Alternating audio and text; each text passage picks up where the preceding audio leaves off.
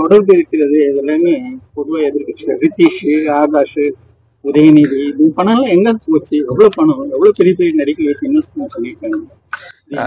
அதுக்கெல்லாம் ஏதாச்சும் ஒரு ப்ரூஃப் வந்ததுனாக்க.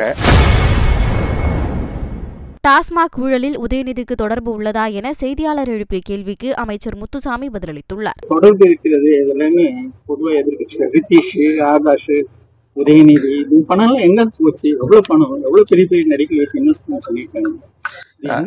அதுக்கெல்லாம் ஏதாச்சும் ஒரு ப்ரூஃப் வந்ததுனாக்க சொல்லலாம்.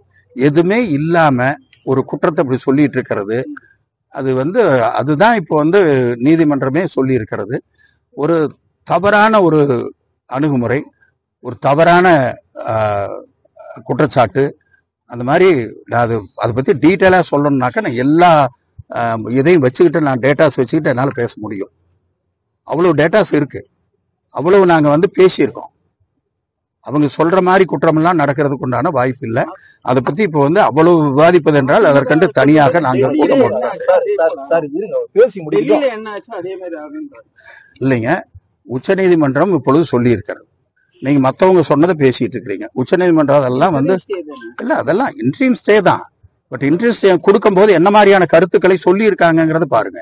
இதை பத்தி நாம பேசணும்னா நான் எல்லா டேட்டாஸையும் வச்சுக்கிட்டு நான் சொல்லணும். அத்தனையும் நான் கலெக்ட் பண்ணி வச்சிருக்கோம். இதுல 24,000 பேர் வேலை செய்யறாங்க. அத்தனை பேர்த்தையும் முடக்கி போடுற மாதிரி ஒரு சூழ்நிலை. அதிகாரிகள் அவங்க அதனால இது பேசுறதா இருந்தா அந்த முழு டேட்டாஸையும் வச்சுக்கிட்டு நான் உங்களுக்கு எக்ஸ்பிளைன் பண்ணணும். ஒரு அரைகுறையா பேசுறது சரியா?